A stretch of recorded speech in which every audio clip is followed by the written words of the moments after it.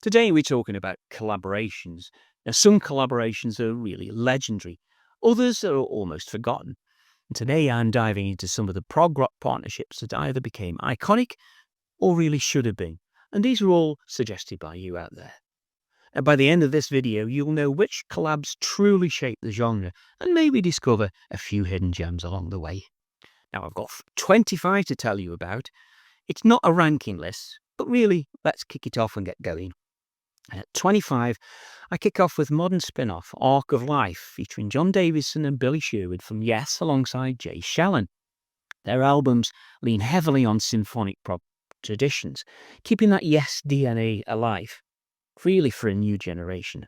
They're not legendary yet, but a reminder that prog collaborations still thrives today. 2 albums released so far, Arc of Life in 2021 and Don't Look Down in 2022. 24, we've got bass legend Tony Levin, and he joined forces with drummer Marco Minimum and keyboard virtuoso Jordan Rudess to create a modern prog powerhouse. Their collaboration blended together technical skill, complex rhythms, and really intricate melodies, delivering music that challenged and excited fans of progressive rock and fusion alike. Now, whilst it wasn't mainstream, it's a thrilling example of contemporary prog musicians pushing the genre forward. They've released 2 albums so far, Levin, Minimum, Rudess in 2013 and From the Law Offices Off in 2016. 23, in the early 90s, Robert Fripp joined with David Sylvian, the art rock voice of Japan. Their album The First Day was a moody, textured and experimental one, full of angular guitar lines and atmospheric soundscapes. It never charted big, but it's a hidden gem for fans of darker avant-garde prog.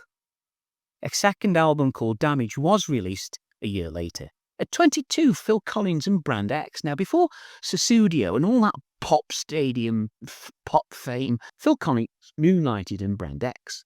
This jazz fusion outfit gave him room to stretch out his drumming chops, and albums like Unorthodox Behavior showed just how technical he could be. Brand X proved Collins wasn't just Genesis' singer. He was one of prog's most versatile percussionists. Pick of the albums for me was their debut Product in 1979. At 21, Bill Bruford and Tony Levin are prog's alternate rhythm section. So when they teamed up in the late 90s with David Torn and Chris Botti, the result was fireworks. Their music blended prog, jazz and experimental textures in unprecedented ways. It wasn't chart-friendly, but for prog fans it was like watching 2 Jedi Masters sparring. 2 albums have been released. There was a self-titled one in 1998 and also a live album in 2000. At number 20, Chris Squire and Billy Sherwood bonded in the 90s, with Sherwood often dubbed as Squire's protege. Their conspiracy project felt like a modern extension of Yes. Harmonies, bass-driven rock and plenty of prog spirit. Though it never broke into the mainstream, it is beloved by the Yes diehards as a passing of the torch. There was a self-titled debut in 2000, and The Unknown was released in 2003. And there's also a video release, I believe, of 2006 of some live footage. At 19, we've got Steve Hackett, who will thankfully never let go of the Genesis legacy. With his Genesis Revisited albums and tours, he's gathered an all-star cast of prog musicians to reimagine classics like Supper's Ready and Further Forth. Now, for long-time Genesis fans, it's been like a stepping into a time machine, only with upgraded production and extended solos. The original Revisited album was released in 1996. At 18, Yes frontman John Anderson met jazz fusion violinist Jean-Luc Ponty, and the chemistry was immediate. Their project mixed Anderson's mystical vocals with Ponty's fiery improvisational violin. It was a bold experiment that blended symphonic rock with jazz sensibilities, proving prog can stretch in unexpected directions. It took 30 years near enough to complete an album, which they later aptly titled Better Late Than Never in 2015. At 17, John Anderson is here again in his collaboration with Rona Stolt of the Flower Kings for the album Invention of Knowledge. The result was pure symphonic prog, lush and sprawling like a lost Yes epic from the 70s. For modern prog fans, it felt like Anderson had rediscovered his natural home. They released one album together in 2006, The Invention of Knowledge. At 16, when Stephen Wilson and Opeth's Michael Akafat announced their project, many expected prog metal fireworks. But instead, they delivered a one-off collaboration, Storm Corrosion, which is a haunting, atmospheric album full of eerie textures. It really divided fans, but its ambition and boldness cemented it as one of the most daring modern prog collaborations of all. At 15, Mike Oldfield pops up, best known for his Tubular Bells, we all know that, and he invited John Anderson to lend his unmistakable voice to tracks like In High Places. The pairing was unexpected but magical, blending Oldfield's pastoral, multi-layered music with Anderson's cosmic vocals. It was a small taste of what could have been if there had been a full album together. The track was featured on Oldfield's 1983 album Crisis. At 14, we've got two prog guitar heroes, the two Steves, Hackett and Howe, and they joined forces in the mid-80s. Their single, When the Heart Rules the Mind, was really a surprise radio hit, though the project didn't last long.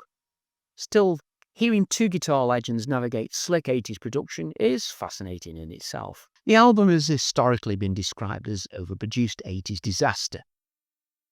I think I agree with that.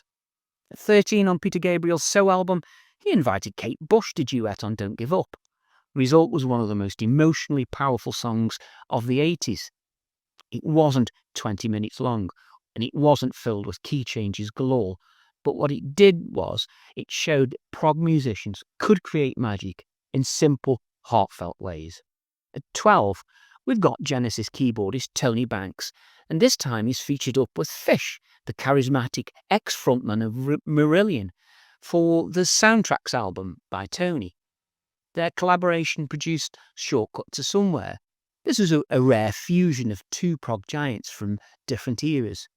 It wasn't a mega hit, but for prog fans it felt like worlds colliding.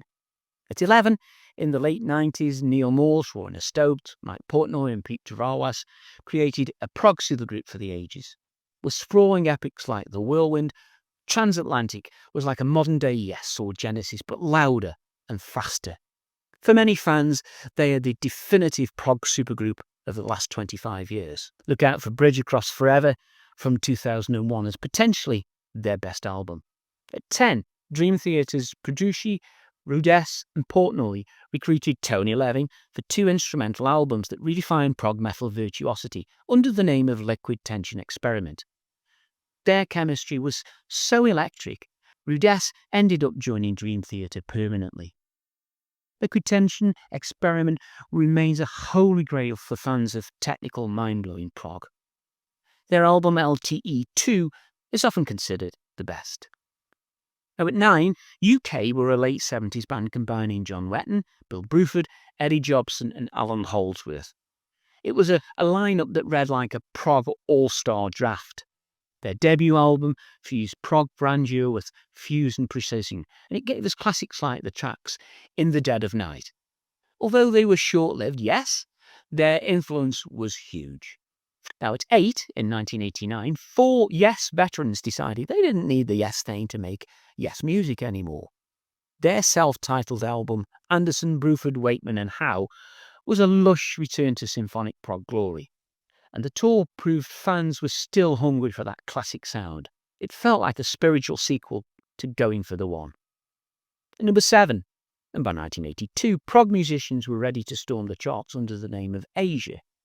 With Wetton, Howe, Palmer and Downs, the band Asia delivered slick, hook-filled hits like Heat of the Moment. Critics scoffed, but fans really bought millions of copies. Prog had officially gone pop with Asia, but it sold out arenas in the process. At 6, when Fripp and Eno teamed up in the 70s, they accidentally invented ambient prog. Their albums No Pussyfootin' and Evening Star used tape loops and guitar atmospherics to create vast sonic landscapes. Their influence stretched far beyond prog, shaping modern electronic and ambient music. Although further albums were released in the early noughties, these first two were the ones really to concentrate on. At 5, and before minimalist prog was cool, Bruford and Mraz teamed up for music for piano and drums. Just two of them, no guitars, no bass, no endless mellotron. Stripped right down, playful and occasionally funky, it proved prog could be adventurous really without the excesses. Look out for their other album Flags, which continued in a similar fashion. At number 4 and in the early 2000s, prog metal heavyweights came together for one of the most ambitious one-off projects. Jim Mathios, Kevin Moore and Mike Portnoy formed OSI, Office of Strategic Influence, blending crushing riffs, atmospheric electronics and sharp political themes. This often ignored collaboration released their self-titled album in 2003 and it quickly became a cult classic, proving that prog collaborations could be just as adventurous in the 21st century as they were in the 1970s. Definitely not one to miss out on. At 3, John Anderson found another fruitful partnership with synth master Vangelis. Their albums, including Short Stories and The Friends of Mr. Cairo, blended mysticism and lush electronics. Their single, I'll Find My Way Home, became a worldwide hit, proving prog could live happily on the pop charts. Mr. Cairo was a very progressive album for me, and it's definitely one to check out if you haven't yet heard it. At number 2, King Crimson. They weren't just a band, but they were a rotating laboratory, with musicians like Bruford, Wetton, Levin and Ballou passing through. Each lineup invented prog for a new era, from the heaviness of Red to the angular new wave edge of Discipline. Crimson collaborations have shaped entire genres. The mixtures of personnel and styles meant that you never quite knew what was coming next. And at the very top, it has to be Emerson, Lake and Palmer, because they weren't just a collaboration, they were the collaboration that defined what prog could be. Their audacity, virtuosity and theatricality set the bar for every prog supergroup that ever followed. Love them or roll your eyes, ELP were prog rock at its most collaborative and most outrageous. And there you have it, 25 collaborations that shaped some prog rock history, from short-lived experiments to chart-topping supergroups. Each one pushed the genre somewhere new. Which is your favourite? Did I miss one that deserves a mention? Let me know. And remember, in prog, the only thing longer than the songs are the collaborations themselves. Now, I shot a video about the number 1 collaboration on this list. It is my most favourite album by this band. Watch that one next, and I'll see you over there.